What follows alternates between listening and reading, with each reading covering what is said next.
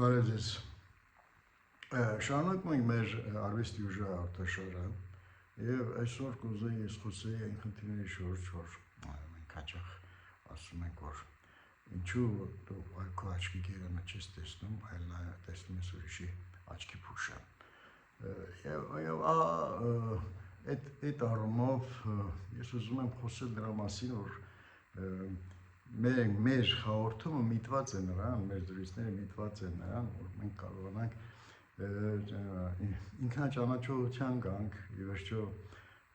ով է հայը, ով ենք մեր ինքնությունը վերագտնելու խնդրի շուրջ է մեր ամեն ինչը եւ մեր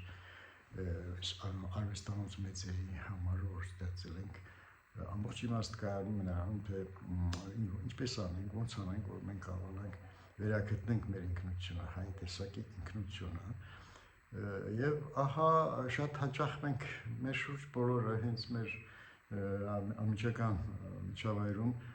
տեսնում ենք երևույթներ, խնդիրներ, որոնք որ ինչպես ասած կարծես թե չնկատելու ենք տալիս տարբեր պատճառներով պայմանավորված օրինակ ասենք տարբեր կազմակերպություններ կան, որոնք որ մենք ամեն բան անում ենք, որ մենք վերադառնանք մեր արմատներին եւ հանկարծ կազմակերպություններ կան լեցուն դա նոր չի տարիներ շարունակ, որոնք որ ճիշտ հակառակություն են կատարում մեր մեջ լինելով, ստեղծում են կազմակերպություններ, չգիտեմ ինչ որ աղավների տեսքով, հիմնարկությունների տեսքով եւ այլն, մենք աչք ենք փակում պայմանավորված նրանով, որ ասում ենք մեր այսինչի երեխան այնտեղ աշխատում, աշխատավարձ ստանում եւ այլն, բայց դա արդարացում չի իմ համոզմամբ, որովհետեւ մենք բողոքում ենք ընդհանրենք իշխանություններից, որ այս ինչեր են անում եւ այլն, ինչ որ Սորոսից են բողոքում, չգիտեմ, ումից են բողոքում, որ իշխանություններին ֆինանսներ են վերցնում, ոչ հային արժանի պետություն են փորձում ձևավորել կամ չգիտեմ ինչ, բայց հենց մեր քթի տակ այդ ամբողջ երևույթները կատարում են եւ մենք աչք ենք փակում, չտեսնելու ենք տալիս եւ այլն, ես ուզում եմ որ մատնացույց անեմ այդ երևույթների մասին եւ մենք մի քիչ նախանձախնդիր լինենք այդ առումով։ Ես նույնպես ինձ հարց եմ տալիս երբեմն, ասում արդյոք պիտի դրա մասին խոսել, թե չպիտի խոսել, մեր այսինչ բարեկամի, այսինչ այնտեղ աշխատում, աշխատավարձ ստանում, ապահովում եւ այլն։ Բայց արդյոք դա նույն բանը չի։ Դա փարիսեցիություն է, հասկանում եք։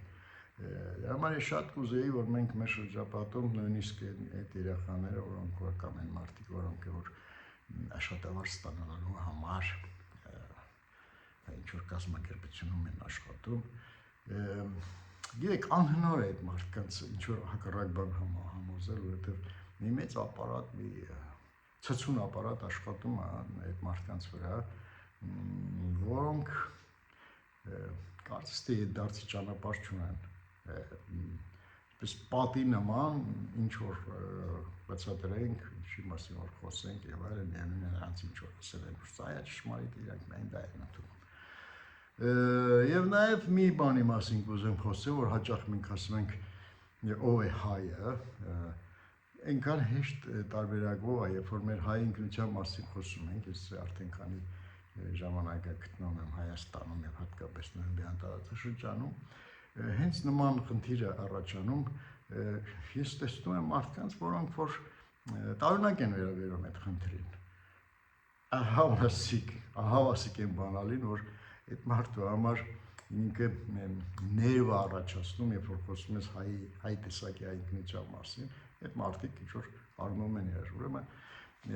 ինչ որ բան ինչի իրանց գենետիկայի հետ։